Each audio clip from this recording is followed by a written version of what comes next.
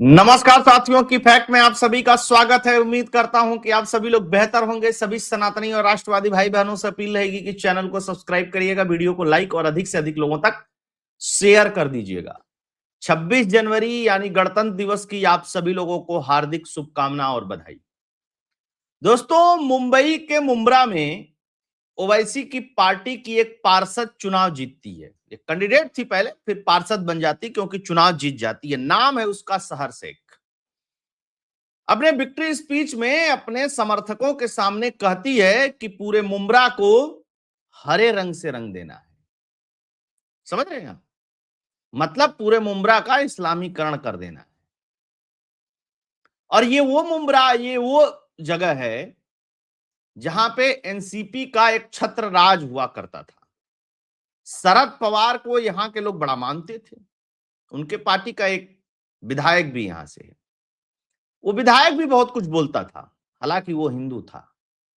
बहुत सारे उसको मौलाना मौलाना भी कहते थे। आज स्थिति ये है कि हरे रंग से रंगने की बात चल रही है। जब ये क्लिप निकल करके आई, अच्छा, उसने उसके आगे पीछे भी बहुत कुछ कहा। उसने मजाक भी उड़ाया जीत का, उसने शरद पवार का भी मजाक उड़ाया, उसने भाजपा का भी मजाक उड़ाया, उसने दोनों शिवसेना का मजाक उड़ाया, सबका मजाक उड़ाया। वहां तक तो चलिए ठीक था, हरे रंग के रंगने की बात थी और ये बातें निकल करके बाहर आ गई। वीडियो क्लिप थी, क्लिप भी बाहर आ गई। जब क्लिप बाहर आ गई तो फिर इस पे भारतीय जनता पार्टी के एक नेता हैं किरीट सोमैया जी, आप लोगों को पता होगा, रेल मंत्री रहे। किरीट सोमैया जी ने जाकर के थाने में एफआईआर दर्ज करवा दी। और जब एफआईआर दर्ज हुई तो उसके बाद ये जाती है पुलिस थाने और वहां पे माफीनामा लिख करके आती है। लेकिन उससे पहले और उसके बाद वही डायलॉग बाजी, हम किसी के सामने नहीं झुकते, हम सिर्फ अल्लाह के सामने झुकते हैं। तो फिर माफी मांगने क्यों गई थी पुलिस स्टेशन तक? बेसिकली इसको पता चल गया था कि मेरा करियर शुरू होने से पहले ही खत्म हो जाएगा और एआईएम एमआईएम इसको एक बड़ा नेता बनाना चाहती है। तो आइए इसी पे हम लोग चर्चा करेंगे। इसके समर्थन में अब ओ इम्तियाज जलील भी आ चुका है। और वो क्या कह रहा है? वो कह रहा है पूरे मुंबई को, पूरे महाराष्ट्र को हरे रंग में रंग देंगे। तो जाहिर सी बात है कि रितेश राणे की भी यहां एंट्री होनी थी। नितेश राणे ने क्या कहा उसके बारे में भी हम लोग बात करेंगे। बाकी तो चीजें देश में क्या चल रहा है आप लोगों को पता ही है। मुंब्रा को हरा करने वाली एआईएम एमआईएम की शहर से एक अब होश आए ठिकाने तो भागी भागी पहुंची पुलिस स्टेशन। ये पूरा विवाद अब उन पर भारी पड़ता दिख रहा है। बीजेपी नेता किरीट सोमैया ने उनके खिलाफ मुंबई थाने में शिकायत दर्ज करवाई थी। वहीं अब सहर शेख ने मुंब्रा पुलिस स्टेशन में लिखित रूप से माफी मांगी है। समझिएगा दोनों बात को। थाने महानगर पालिका के मुंब्रा इलाके से जीती सहर शेख के बयान पर विवाद थम नहीं रहा है। और थाने कौन सा इलाका है? भगवा वाला इलाका है। यहां से एकनाथ शिंदे और भारतीय जनता पार्टी बहुत बड़े, इनके बहुत ज्यादा पार्षद जीते हैं। वहां की ये स्थिति है। समझ रहे हैं आप? और यहां क्या विवाद चल रहा है कि भाई मुंबई में मेरा मेयर बनेगा कि मुंबई में मेरा मेयर बनेगा। और वहां क्या चल रहा है? एक भी जीता है तो वो हरा करने की बात कर रहा है। समझ रहे हैं आप? इस गेमबाजी को समझिएगा। इधर वाला तो दूसरा विवाद चल रहा है। खैर, भाषण वाषण दे दिया, हरा रंग में रंगना चाहती हैं, सब कुछ कह दिया। मुंब्रा के वार्ड 30 से सहर शेख ने सिर्फ शरद पवार की अगुवाई वाली एनसीपी को ही नहीं हराया। पहले जितने थे ना, जिन्होंने एमआईएम को वोट दिया है, पहले ये सेकुलरिज्म वाला यहाँ पे चोला चलता था, तो ये वोट देते थे शरद पवार वाली एनसीपी को। बस समझिएगा इसको, ठीक। उससे पहले इसकी एक क्लिप देख लीजिए हंसने वाली।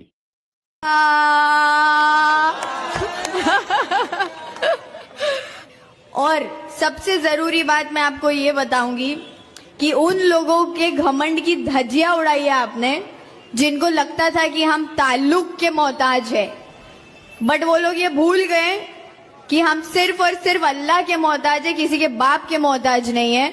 और ये मुंब्रा ने अल्हम्दुलिल्लाह साबित किया। ठीक, आपने देख लिया, हंस रहे कैसे हराया कैसे हराया। ठीक, और भी बहुत सारी क्लिप्स हैं इसकी, बहुत सारी वीडियोज हैं। मजे की बात क्या है, ये हिंदी में बोल रही है। उससे भी मजे की बात क्या है कि राज ठाकरे अब नहीं बोल रहा, जो दिन भर कहता है कि नहीं तुम मराठी नहीं बोलोगे तो हम तुम्हारे साथ ये कर देंगे, हम तुम्हारे साथ वो कर देंगे, तो चुप ऐसे मुंह पे उंगली डाल के, ना ना ना ये इधर बोलना नहीं, इधर से भी वोट लेने का है अपना। और इन सेकुलरिज्म के कीड़ों को नहीं पता है कि तुमको कुछ नहीं मिलने वाला है ना, तुमको कुछ नहीं मिलने वाला है। जिस दिन इनको लगेगा कि अब हमारा जीत सकता है, उसके बाद तुम लोगों का खेल खत्म, पूरी तरीके से खत्म। और जहां जहां ये सिचुएशन है वहां वहां ये चीजें अब धरातल पर भी दिखाई दे रही हैं। वो तुम कितना कह लो कि वो भाई सी बी टीम है, वो ए टीम है, वो सी टीम है, वो डी टीम है, वो कहानी खत्म हो गई। अरे सेकुलरिज्म वाले ही बताते हैं, अरे नहीं नहीं वो वैसी तो बी टीम है, भाजपा तो ये चाहती है, वो बी टीम है, बी टीम है। अच्छा जी साहब, बी टीम है, वो अपना विस्तार कर रहे हैं और तुम सब आपस में लड़ करके खत्म हो रहे हो। बी टीम कह करके कब तक चलेगा काम है? तो आइए थोड़ा सा देखते हैं और क्या क्या चीज चल रहा है। ये यहां तक हो गया। सहरसेक ने अब क्या कहा, अपने बयान पर बढ़ते विवाद के बाद सहरसेक ने मुंब्रा पुलिस स्टेशन में लिखित रूप से माफी मांगी। उन्होंने बयान में कहा कि किसी भी समुदाय या व्यक्ति को ठेस पहुंचता तो उसके लिए वो खेद व्यक्त करती है और माफी मांगती है। तो ये तो किसी के सामने नहीं झुकने वाली बात पे तो झुक गई। अब एआईएम एमआईएम का एक नेता है, अक्सर आप लोग टीवी पे उसको देखते होंगे, नाम है उसका वारिस पठान। वारिस पठान ने कहा कि जो सहरसेक ने कहा वो गलत संदर्भ में लिया गया। बेसिकली एआईएम एमआईएम के पार्टी का जो रंग है वो हरा है, इसलिए वो कह रही थी कि एआईएम एमआईएम का विस्तार कर देंगे, है ना, इसको सांप्रदायिक रंग नहीं देना चाहिए। चलो ठीक है भाई, इसको सांप्रदायिक रंग नहीं देते हैं, वारिस पठान तूने कह दिया, कोई बात नहीं। अब तेरे ही पार्टी का एक नया नया लीडर क्या कह रहा है, ये पूरा हो गया, पूरे इलाके को भगवा कहने वाली सहरसेक, अब देखो इसी के पार्टी का है, वो क्या कह रहा है, not just Mumbra, we will make entire Maharashtra green, statement of AIM MIM leader Imtiaz Jaleel. ये नया बयान है कल का, इरादे आप समझ लीजिए। आगामी समय में केवल मुंब्रा ही नहीं अपितु संपूर्ण महाराष्ट्र में हरा रंग फैला देंगे।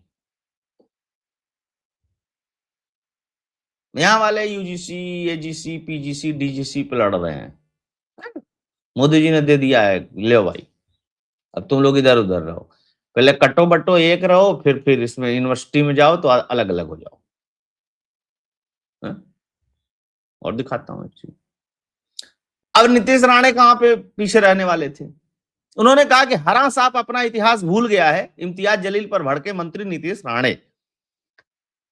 उन्होंने कहा है कि हरा अपना इतिहास भूल गया है और महाराष्ट्र सदैव भगवा ही रहेगा। उसने कहा कि यहीं औरंगजेब को दफनाया है और हरा रंग को फैलाने वाला जो सपना देखेगा उसके बगल में उसकी कब्र भी हम खोद देंगे। चलिए भैया, नीतीश राणे तो बोलते रहते हैं, कोई बात नहीं। सवाल सबसे बड़ा क्या उठता है, आपको लगता है कि इस देश में संविधान सरवाइव करता है और इक्वलिटी का संविधान है? मैं कहता हूं नहीं है, न इक्वलिटी का संविधान है और न ही वो संविधान हर जगह सरवाइव कर रहा है, क्योंकि कोई कुछ भी बोल करके चला जा रहा है। विवाद बढ़ गया, माफी मांग लो, खत्म हो गया, माफी मांगने से चीजें खत्म हो गई है। किट समैया ने एप्लीकेशन दिया, चलिए मुंबई पुलिस ने जो कुछ करना था मुंबई पुलिस ने किया। मुंबई पुलिस ने से किसने कहा था कि आप सिर्फ माफी मंगवा करके काम खत्म कर लीजिए? इस बात को आगे क्यों नहीं लेकर के जा रही मुंबई पुलिस? क्या डर है, क्या समस्या है? समस्या इस देश के संविधान में बहुत विकट है। सुप्रीम कोर्ट का माना आएगा, कभी किसी केस के लिए कुछ वर्डिक्ट दे देगा, कभी किसी केस के लिए कुछ वर्डिक्ट दे देगा, कभी कोई जज आएगा कुछ बातें कह देगा, कभी कोई व्यक्ति आएगा कोई बातें कह देगा, तब तक कोई और कानून पास हो जाएगा, तब तक वहां का कोई रीजनल कानून उस पर अप्लाई हो जाएगा। इतना कानून बना रखा है इस देश ने ना, इतना कानून बना रखा है इस देश ने, कब कौन सा कानून लगा करके कौन व्यक्ति बच करके निकल जाएगा, कहां से निकल जाएगा, वो पता भी नहीं चला। एक खुद ही लोगों को पता नहीं चलता, कभी कभी तो पुलिस को ही नहीं पता चलता कि ये भी चीजें इंप्लीमेंट करनी है। फिर मामला जाता जब कोर्ट में तो कोर्ट फटकार लगाता, अरे तुमको पता नहीं है। अब भाई तुम लोग रोज नियम बदल देते हो, रोज कहानी नहीं गढ़ते रहते हो, तो कैसे सबको पता रहेगा भाई? पहली चीज। दूसरी एक बहुत महत्वपूर्ण चीज, प्रतिक्रिया आनी थी, आई प्रतिक्रिया। कुछ नेता जो हिंदुवादी नेता हैं वो बोलते हैं, लेकिन इम्तियाज जलील ने अगर पूरे महाराष्ट्र को हरा करने की बात कही है तो उसके ऊपर अब एफआईआर दर्ज कराने की जिम्मेदारी क्या देवेंद्र फडणवीस की नहीं है? क्या देवेंद्र फडणवीस सरकार की नहीं है? किरीट सोमैया जाए सब जगह।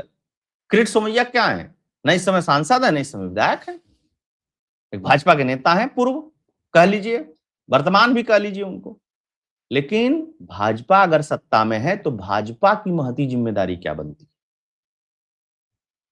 मैं आपको एक चीज बता रहा हूं, अब एफआईआर कराइए और टंगवाइए इनको, ये तो मतलब बहुत डरपोक लोग हैं। लेकिन समस्या ये है कि लोग डरते हैं, कौन कराए, कौन जाए, कौन कहे, कौन क्या करे। एक तरफ इस देश में संविधान की बात होगी, एक तरफ सेकुलरिज्म की बात होगी, दूसरे तरफ यह बात होगी, तो भाई ये दोनों चीजें नहीं चल सकती हैं। ये चीजें दोनों नहीं चल सकती हैं, है ना। हिंदुओं को इस बारे में हमेशा विचार करते रहना पड़ेगा कि भाई तुम्हारे लिए कोई देश नहीं है। एक देश तुम्हारे लिए था तो उसको सेकुलर बना दिया गया, बाकी दुनिया में कोई देश नहीं बचा हुआ। एक छोटा सा देश नेपाल था जो हिंदू राष्ट्र था, उसको भी सेकुलर बना दिया गया। कौन बना दिया, कैसे बन गया? कोई बाहर का व्यक्ति आया था बनाने? नहीं, तुम्हारे ही बीच के लोगों ने बनाया इसको। इस देश को सेकुलर किसी मुसलमान ने नहीं बनाया, इस देश को सेकुलर हिंदू नेताओं ने ही बनाया, और आज भी जड़ें खोदने में लगे हुए हैं ये लोग। चलो ये तो सेकेंडरी बात हुई। संविधान ही प्रिवेल करा दो जो सेकुलर वाला, वह भी नहीं हो रहा है। जब कभी 2-4 महीने बाद किसी बड़े कोर्ट में केस जाकर, अरे ये इतनी बड़ी बात नहीं थी। कितनी बड़ी बात थी भाई, और कितनी छोटी बात थी। यही ओवैसी की पार्टी है ना, जब ओवैसी का भाई कहता है 15 मिनट के लिए पुलिस हटा लो।